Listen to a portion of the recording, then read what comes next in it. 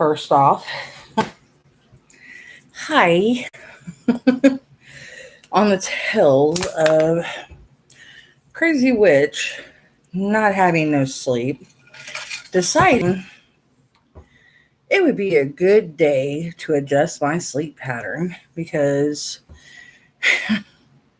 I keep getting put on my husband's cycle, which is my old sleep pattern of being a vampire, which is staying up all night, sleeping all day, and I'm trying to not be in that REM anymore because, well, I could do that if I wanted, but I'm not getting shit done, and I'm trying to get stuff done, if you know what I mean. So, upon a lack of sleep, I decided today'd be a good day to read. This is going to be interesting. My vision's not quite blurry yet, so this is going to be fun. I have to watch my favorite YouTuber right now. I'm not sure if his video ended yet, but yeah, I went ahead. I was like, let me get this done before I get too kooky and too giggly because my kids are sleeping. And I'm in my kitchen, which is kind of like my workspace, kind of. Because I could go upstairs, but my one-headed Cerberus cat is very much a love bug. He would be on top of me, and it would be quite literally hard to record and try to read at the same time with a big fat cat on top of me, and purring and just trying to talk to me and love me and bite me, and yeah, it would be an adventure to say the least. So yeah, I'm avoiding that mishap. So, ergo, the kitchen. I would go outside, but being in America, for some reason, they're testing with mosquitoes that have some sort of genetic thing in them that are good against malaria. And they're releasing them in Florida and Texas. And I currently live in Texas, so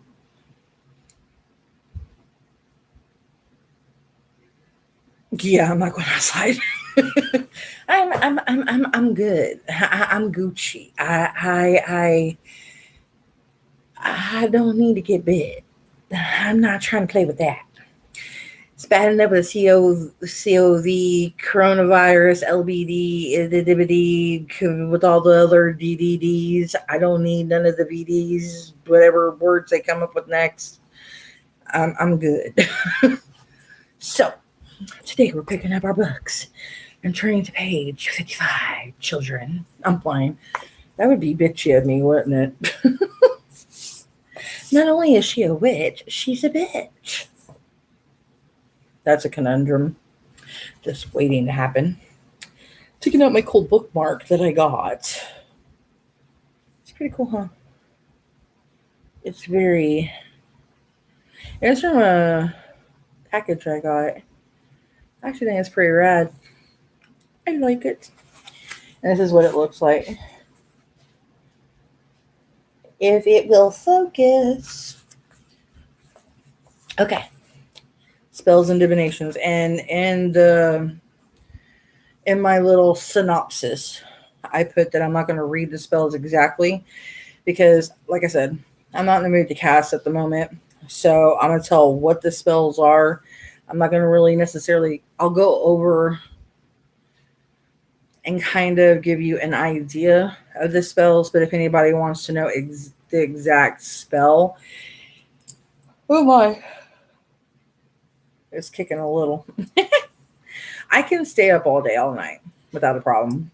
I'll just yawn a lot. What I can do is, if anybody wants to know the spell and I feel that it's worthy of sharing, that I don't think it'll be harmful to the person, that if I don't think that they're a lightweight student, I'll go ahead and let them, here's a spell, have fun with it. Um, I'll share it to the student. Um, if I feel that the spell is above and beyond, then I won't share it. So if you have questions about it, you can comment down below. I've been getting to my comments and I've been working on them because, like I said, I'm going to be getting to the tarot cards sometime this week. I've got my stuff set up so I can start working on my payments, et cetera, et cetera, et cetera. So, yes. Okay. Me. October and November are intensely magical times of the year, in part because of their in between states. It is not quite the end of the fall, but it's definitely not winter yet. In the northern hemisphere, and that makes the world a spooky, changeable place. Magical folks love the atmosphere, all the better for casting spells and throwing cards. Throwing cards, of course, tarot. After all, Samhain is when anything can happen, and magic is about ensuring what happens is good. Spells of the living. Samhain is a time to contemplate what you need to survive. Smart witches use any Samhain energy they can to make the winter more bearable. The Need Fire spell. The Need Fire is a bonfire used to kindle magic energy for a specific purpose, usually a serious survival need. Deep seated needs belong in this fire. Wishes for someone to recover his or her good health from any especially dangerous illness, requests for money to get through the winter so as to keep the heat from getting shut off, and even for a new home if there is no current dwelling or if the current dwelling makes inadequate winter shelter. If you live in a place where you can easily access a fire pit, get what you need to start a fire and bring jugs of water to extinguish it. Also, make sure you have paper, pens, a list of needs, and offerings of dried herbs. Chamomile, marigold flowers, and rosemary are appropriate. Establish the fire area as a sacred space and then start the fire. Once you have it burning steadily, write down the different needs on a piece of paper and then throw it into the fire, saying, okay, I won't say that.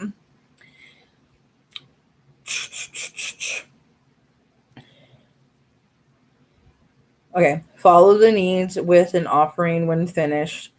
Meditate on the fire until it starts dying down.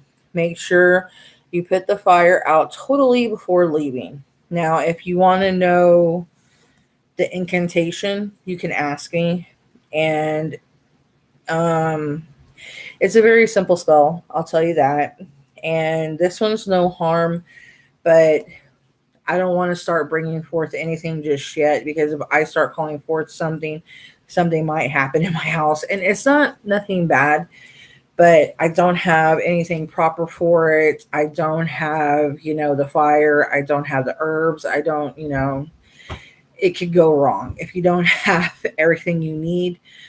So that's why I'm not saying the words myself because, that's one thing as a witch. And if you don't have certain elements, certain herbs, certain tools, things like that, and you go in to do something, your spell it can sour. And so being a witch, you have to respect that and understand that. You can't go like charging in like Geronimo and think that, oh yeah, this is going to work out. That's why a lot of times when people go in and do spells and it doesn't work, and like, oh, this is hogwash. This is a bunch of bullshit. One, you have to believe. Okay, if you don't believe in magic and you're just like this is bullshit, it ain't gonna work. One, two, if you haven't been meditating and opening your third eye and practicing and studying and opening yourself to it and learning how to harness your energy and how to focus your energy into a certain area, nothing is going to work, honey, because it's very different. It's like with anything in life, like a job. If you don't practice at your job, you're not going to get good at your job, and you're not going to succeed at your job, and you're not going to get higher at your job, and you're never going to accomplish your job and get higher up. Same thing in witchcraft. Same thing in anything in life that you try to do, but this is very different. This is an essence. This is mind over matter. And that's why I've told people it's almost like karate. They put their bodies at such crazy states of mind to break bricks. Boards. Sometimes they sit there and they kick the crap out of bamboo trees, and sometimes they can break bamboo trees. They learn how to make their bodies hard as steel. They know how to mentally, literally,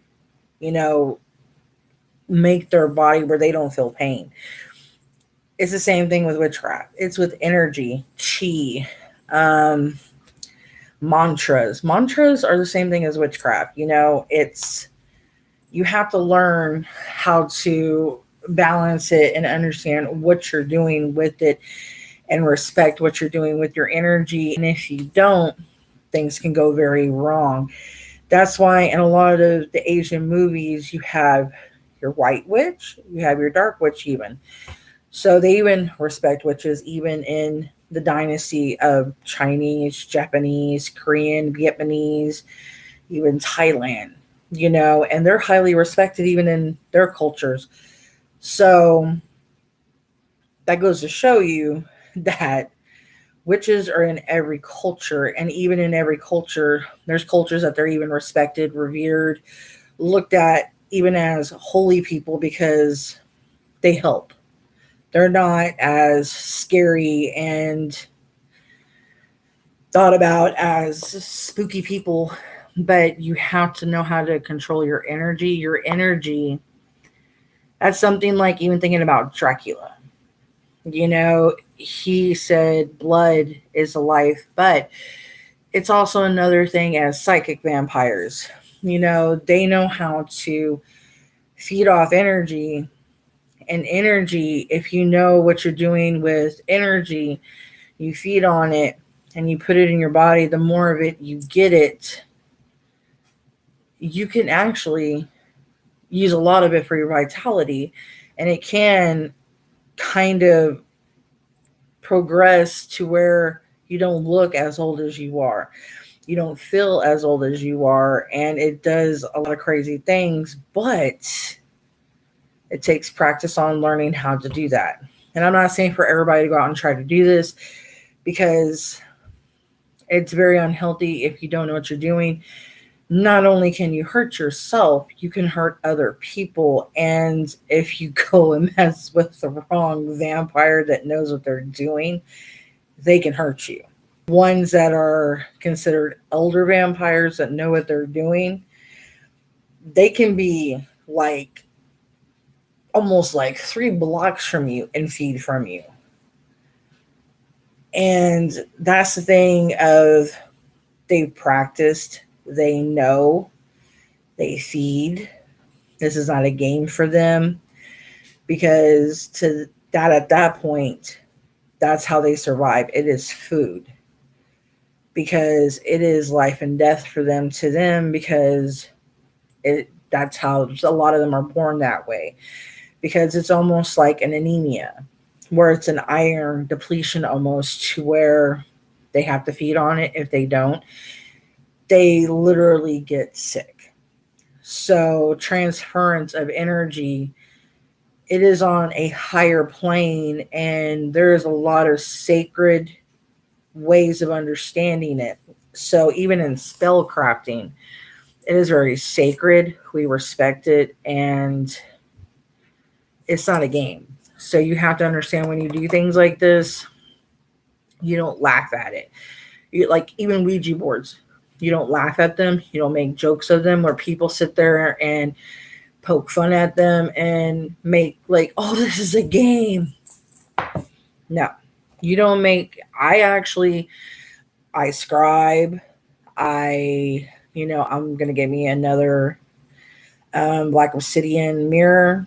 I do different things to where I've opened my clairvoyance and I've come more into being more of myself, which where I used to be scared of it. Now I'm more open to it, and I locked up some of my own abilities to where I've seen things where now I'm starting to see more of it. But as I get older, more of those abilities are starting to unlock. And thing is, you have to train yourself to get used to these things and work with them. And you can never make a joke out of it. Because the moment you make a joke out of it, it can turn lethal, it can turn deadly, and these things ain't something to make fun of. These things are ancient. These things have been here long before people even think about it. So this is something that I've been trying to tell people. This has been here longer than religion. Religion, like I've told in other videos, religion was created by man to control man because they felt that, like I said, it was money. It was kind of like a Robin Hood, like Nottingham kind of thing, to where they could do taxes, they could make more money, to where it would be like they couldn't argue because God deemed it. So they made commandments to where it would scare people. These things, they don't threaten. It's more logical because things that are within spirituality, it's in every culture, every single culture. It's in Native American, Chinese, every place you can go. Spirituality, everything coincides in every culture, every single culture, you know. But religion is different in every culture because they wanted to control people in every culture differently because they knew there would be a rising if they didn't. So, and believe me, I can get on topics on this. That's why people sometimes get scared when I get on these topics. They're like, where do you get all this information? And how do you know all this? And this is like where my past lives come in and where I understand things. And the older I get, the more lives I understand and the more things come to me. And it's ridiculous how much things have been hidden from us and the lies that we've been told. And if the truth ever really did break, like I've said in another video, a lot of people in the world not only would be pissed off at the government, this would be something that would be boiling for millennia that we've been lied to. So it's something I've known, but I'm not trying to hate religion because I understand that they're just trying to control and kind of keep chaos kind of contained. But they didn't have to kill innocent people that wanted to be spiritual. They didn't have to, kill people because they were different. They didn't sit there and had to, stone people because they were gay or, make all this bigotry over bullcrap. You know what I mean? So, false saints, false prophets everywhere, Okay, let me continue. A spell to settle old debts. Now, this could be good for everybody. And it's an Irish one of all things. One Irish proverb says, everyone has debts on Halloween. Yeah, because we always want to buy stuff on Halloween. There's cool costumes, tons of candy. Everybody has a sweet tooth, even adults. Since Samhain is a time of the old going out and the new coming in, this is an excellent time to call on magic for help in settling your own arrears. You want to do what with my arrear? Scared of that. These days, everyone has them, whether the standard mortgage payment, that persistent student loan, or that credit card bill left over from a month when your car broke down. Mine's more of overdrafting my account to pay my bills sometimes, but it gets settled. Dang it. For this spell, you'll need a heat-proof container, some copies of bills you've already paid, and a sturdy banishing herb such as Solomon's seal, majoram, or a few twigs trimmed from a lilac bush. Perform this spell outdoors or in a well ventilated space if possible. Put the bill in the container and light it, and then you'll chant the spell, of course. As each bill burns, add a few pieces of your chosen herb. Repeat this spell every month until the debts are paid. So it's almost kind of like an abundance spell or a law of abundance. Law of abundance we do every new moon. And what you do is you write it kind of like a check out to the law of abundance. You put on there what you need, not be greedy. And then you write it out to the law of abundance. You put paid in full. You put your name and you put the date. I can show y'all. I'll actually do a video on it. Okay. Spell against sorrow. This will actually probably be a really good one. One of the reasons we practice divination at Samhain is that its message comes through with the most clarity. We also do it because we want some reassurance. Any we can get, really. Muscoozy. I got that from Euro Trip. I love that freaking movie. That everything will be okay. If you are worried about what might happen and feel like previous years have taken enough, create this word against sorrow before you perform any solemn divinations. For this spell, gather a hot glue gun, because sometimes they have like little typos, which is okay. A piece of cardboard or poster board, a fern branch, a sheer scarf, a few sewing pins, and either a medallion of Archangel Michael or a image of a deity you consider a protector. Each symbol is a ward against pain. The fern keeps off old ghosts, inner or outer. Okay. The image of Michael protects you from all harm. If you prefer not to call on angels, a deity from your own pantheon, or a historic figure whom you respect and see as a protector will also work. The scarf represents a veil of Isius, or the person brave enough to look beyond the veil between life and death itself. In this case, you are asking for things to stay behind that veil. Glue the archangel symbol to the cardboard, then glue the fern branch so it frames the symbol. Wrap the scarf over the top of these and pin it to the cardboard. Take this image into your sacred space and speak sincerely as you would to a trusted friend about your recent troubles. Explain why you need a break right now. Hang it across your front door so that the image is behind you wherever you greet visitors. That's actually a really good spell. I like that. It's actually really nice.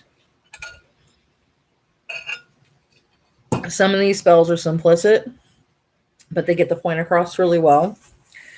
So that's why I like it. Because sometimes you don't really need to have like 50 million herbs and like 1,000 candles and athame that's like 50 inches long, 30 bells and a lock of hair and a crow's foot, a liver of a chicken and an alligator's, spine or skull or something. Spell to heal grief. Okay. Around Samhain, because people do different things like Day of the Dead, Dias las Muerte. People, that right there is one of my favorite, Dias las Muerte, because it's more traditional. I celebrate Halloween too and Samhain. Let me go ahead and turn this down because freaking music in the background because when your phone rings, YouTube is really. I would flip it off, but maybe one day I might try to calm down my cussing next so I can get some extra bling bling. But like I was saying, Dias las Muerte, it's very beautiful because you honor your ancestors. You do not forget them. You keep thinking about them so they're never forgotten. And so that they live on in the afterlife so that they can come visit you and then they can go back. So there's always a way that they can come back and remember you. But if you forget about them, then they're lost. And a good movie to watch to kind of understand almost like how Dias las Muerte is kind of like almost thought of is like Coco. Oh God, that movie made me cry. It's a family movie for kids, but it's very close to how Dias las Muerte really is thought of. Oh my God. Oh God, that movie tugged on my heartstrings like a mug. And there a lot of kids' movies do. Mm-mm-mm. I mean, man, Pixar, it does a number on me. I am bawling every time I watch Pixar movies. Like freaking, I think it's Home. I was crying, man. Sometimes I'm like, man, I don't know if I want to watch Pixar movies anymore. It's like I'm gonna quit watching these movies, even though I mean I love them, but at times I'm just like, can y'all quit making me cry? I mean, I watch Frozen and I'm in there crying my heart out. I'm like, why am I crying over this shit? Like the Princess Frog, that movie I can understand crying. Tatiana, yes, that movie is worth crying over. That was a beautiful movie. Anywho, let me get back to reading. Samhain is the most sacred and often the most celebrated of the Sabbats, which is very true. Hi, Nikki. In its sanctity comes a part that's difficult to celebrate: remembrance. When we remember, we feel. When we feel, we often grieve. Sometimes grief for someone dead. Other times it's grief for what was for what once was, for what never was, and for our own failures. These are all natural parts of the season, just as much as a joy and mystique. Grief has its place in all of these, but sometimes mourning takes too much of our energy, and instead of acting as a way to teach us what we value, it completely colors our worldview. These spells put grief in its proper place, informing us of what we've lost so that we know what in life to cherish. For this spell, gather together 1 glass of water, an amethyst, rose quartz, and a hematite. Soak the stones in glass overnight. Using each one at a time, shake a little fluid over your head each morning, saying each time. Okay, I won't say those. And I think that's it on that one. So it's, I guess, to help you and kind of put your mental state at a correct one. Ooh. And these pretty much are all spells and divinations until we get to the next chapter, which ain't too far. And the next chapter is recipes and crafts. Okay. Spell to break an ongoing streak of bad luck. Ooh, bad juju. Bad juju. Bad juju, eh? It seems like it seems like bad luck is never an isolated incident. That's true. You don't just get a parking ticket. You get a parking ticket, a tax notice, and you find out you need the roof repaired all at the same time. All on the same day.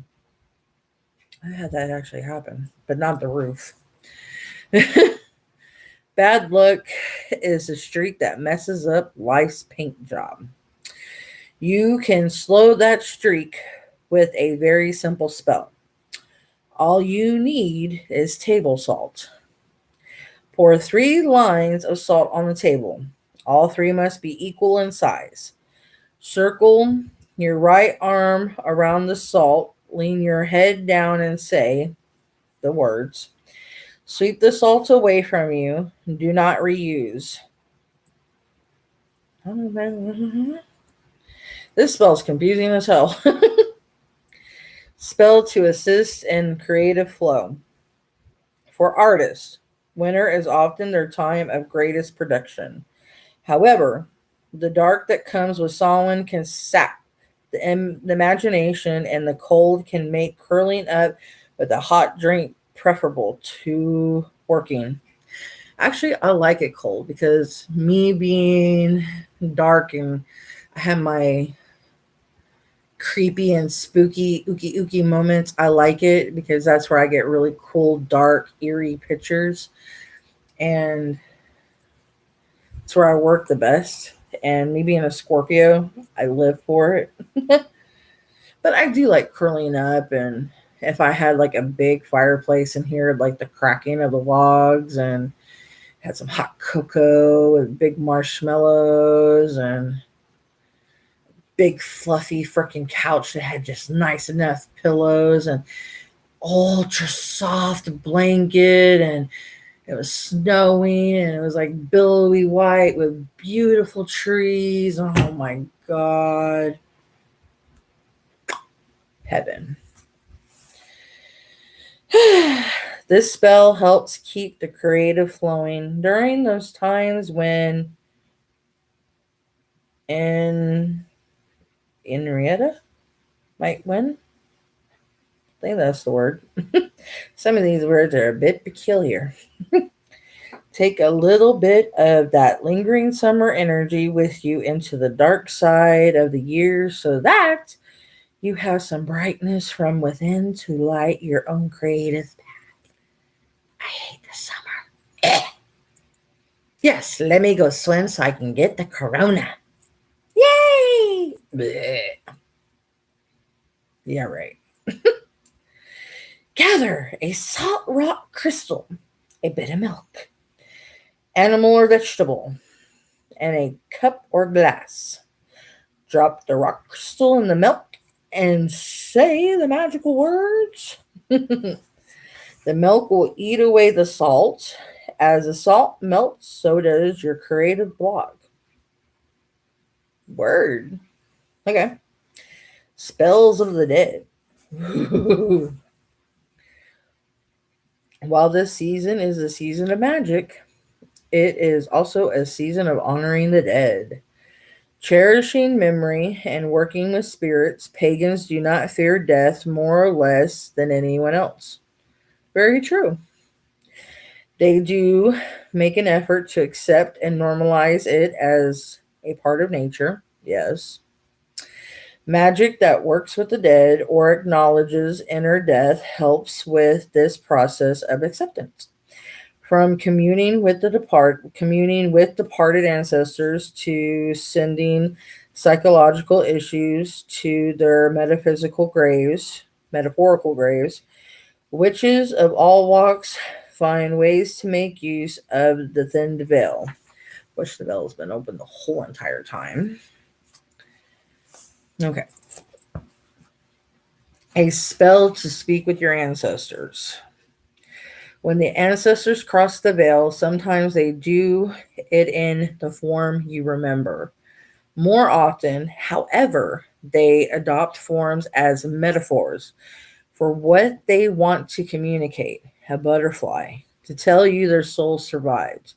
A breeze to suggest a direction for you to take. Or sometimes a specific smell that you associate with that person.